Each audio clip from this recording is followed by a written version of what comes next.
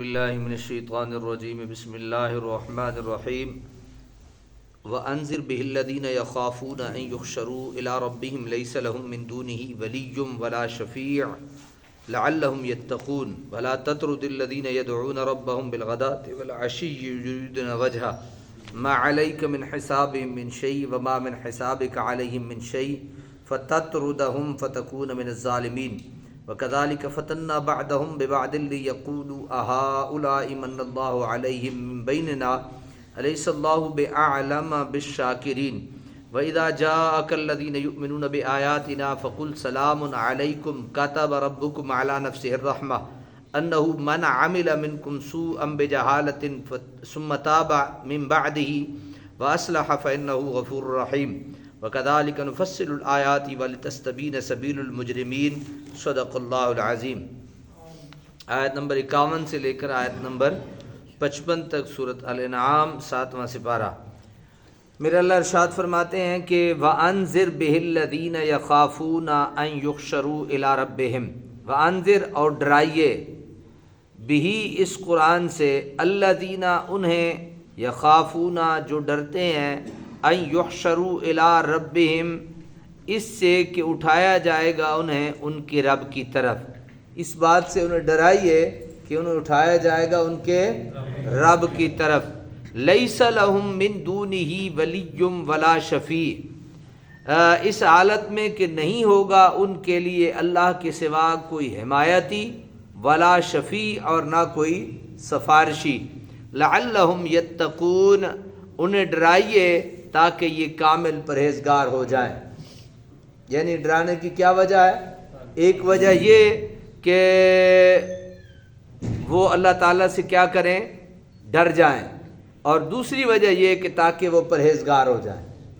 تو اس آیہ مبارکہ میں ایک مسئلے کی وضاحت کی گئی ہے، وہ مسئلہ ہے سفارش کا، وہ مسئلہ ہے شفاعت کا۔ میری بات آپ ادھر میری طرف دیکھ کے غور سے سماعت کیجئے۔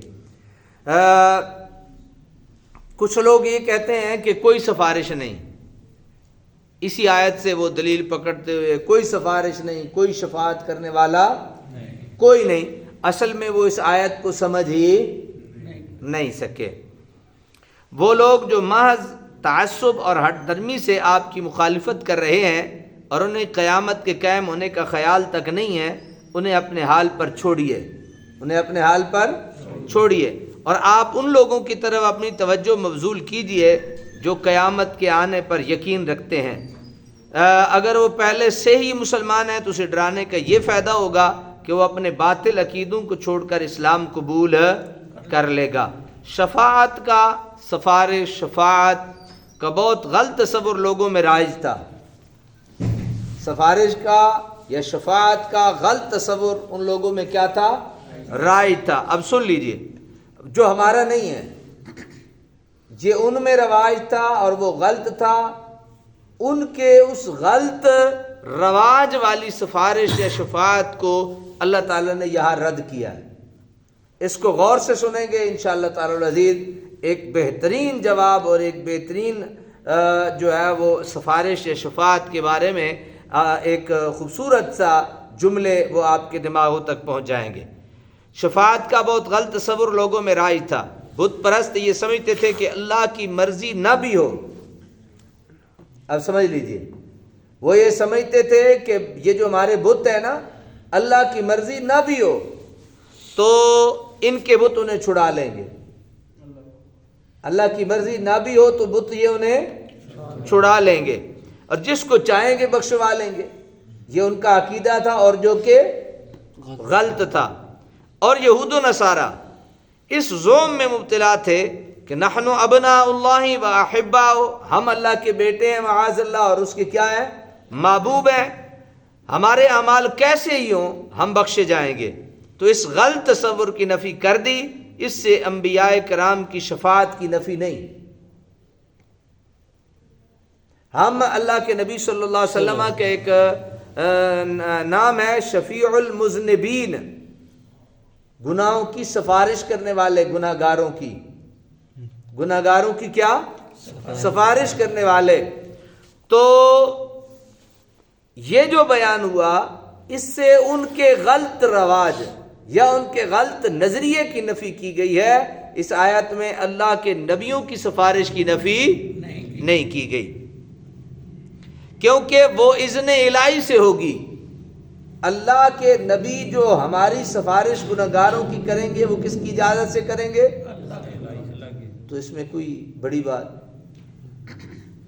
کوئی غلط فہمی پیدا کرنے والی بات.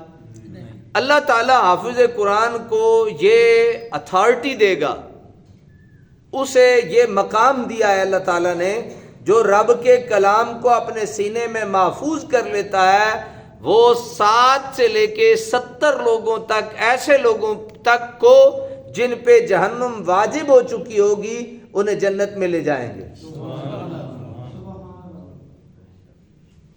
یہ کس کی اللہ نے شان بنائی ہے؟ حافظ قرآن ہے امتی، امتی ہے نا. اگر امتی کی یہ شان ہے تو نبی کا کوئی مقام نہیں، وہ کچھ نہیں کر سکتا، اس کی کوئی اتھارٹی نہیں ہے، وہ کسی کی سفارش نہیں کر سکتا. تو اس لیے وقت چونکہ مختصر ہوتا ہے، میں اس کو ایک اور طریقے سے آپ کے سامنے لانے کی کوشش کروں گا، لیکن بس اتنی آپ کے لیے بات کافی ہے کہ وہ یہ کہتے تھے کہ ہمارے جو بت ہیں نا، اللہ کی مرضی ہو یا نہ ہو یہ ہمیں چھڑا لیں گے. یہودی اور نصرانی وہ یہ کہتے تھے ہم تو اللہ کے کیا ہیں؟ بیٹے ہیں، اور اللہ کے کیا ہیں؟ لاڈلے ہیں، ہم اسی جو مرضی کریے. بھائی دفتر میں سب سے بڑا افسر وہ بندے کا جاننے والا ہو، بندے کا کیا ہو؟ وہ ٹوری وکھری ہوتی. ملازم حالانکہ وہ بھی 3rd کلاس کا ملازم ہوتا ہے، باقی بھی ملازم ہوتے ہیں، لیکن اس کی ذرا ٹور وکھری ہوتی ہے. او بھائی تم بھائی لیٹ آ رہے ہیں، جناب کوئی پوچھ ہی نہیں سکتا، افسر ساڑھے نال. ایک عجیب سا ایک کیفیت ہوتی ہے نا. اور اگر خدا نخواستہ افسر آ جائے ذرا تھوڑا اور طبیعت کا، تو پھر استاد ہوری ہوں سدھے ہو جاندے ہیں. پھر پہلے 8 بجے جانا ہوتا، ہوں 7:45 دفتر پہنچے. ہو بھائی ہون کیا ہویا یار؟ بس بندی نہیں، افسر ڈاڈا آ گیا. تو اب بلا تشبیہ اور بلا تمثیل وہ یہ کہتے تھے ہم اللہ کی کیا ہیں؟ اسی جو مرضی کریے. اللہ تعالیٰ نے اس آیت میں یہ فرمایا کہ اے میرے محبوب انہیں ڈرائیے، الذین یخافون، اس بات سے ڈرائیے کہ یحشروا الی ربہم، ایک تو انہیں رب کے ہاں پیش کیا جائے گا، رب کے ہاں پیش ہونے سے انہیں ڈرائیے. اور دوسری بات یہ ہے لیس لہم من دونہ ولی ولا شفیع، اللہ کے سوا ان کا نہ کوئی حمایتی ہے اور نہ ان کا کوئی سفارشی ہے.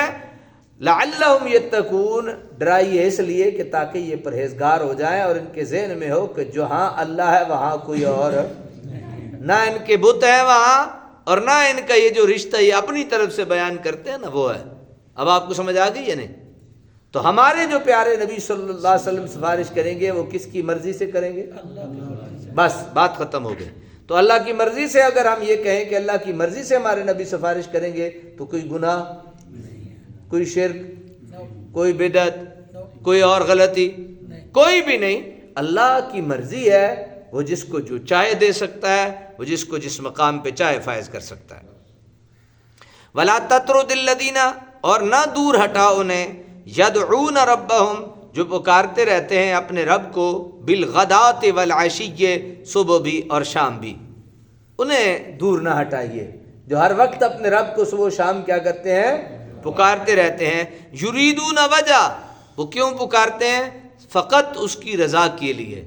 ان کی وجہ کیا ہوتی ہے پکارنے کی؟ طلبگار ہے فقط اس کی رضا کے. ما علیکا، نہیں آپ پر، من حسابہم من شیء، ان کے حساب سے کوئی چیز. وما من حسابک علیہم من شیء، نہ آپ کے حساب سے ان پر کوئی چیز. فتطردہم فتکون من الظالمین، تو پھر بھی اگر آپ دور ہٹائیں انہیں تو ہو جائیں گے آپ بے انصافی کرنے والوں میں سے. نہ آپ کا ان پہ کچھ ہے نہ ان کا آپ پہ کچھ ہے، تو انہیں آپ دور نہ ہٹائیں ورنہ آپ نا انصافی کرنے والوں میں سے ہو جائیں گے. حضرات بلال، حضرت یاسر، حضرت حبیب وغیرہ غریب و مسکین صحابہ رضی اللہ تعالیٰ عنہم ہر وقت شمع رسالت پر پروانہ وار نثار ہوتے رہتے تھے. کفار جو نسلی برتری کے قائل تھے، انہیں ہرگز یہ گوارا نہ تھا کہ وہ ان غریبوں کے پاس بیٹھیں. چنانچہ انہوں نے ایک دفعہ حضور پرنور صلی اللہ علیہ وسلم کی خدمت میں صلی اللہ ایک گل تے پکی کر لو یار، جب بھی میرے آقا کا نام آئے جھوم کے پڑھا کرو صلی اللہ علیہ وآلہ وسلم کی خدمت اقدس میں کہلا بھیجا کہ ہم آپ کے پاس حاضر تو ہونا چاہتے ہیں، لیکن آپ کے گرد گنواروں اور ناداروں کا ہجوم ہوتا ہے اور ان کے ساتھ بیٹھنے میں ہماری ہتک ہوتی ہے، اگر آپ ان کو اپنی مجلس سے اٹھا دیں تو ہم حاضر ہو سکتے ہیں۔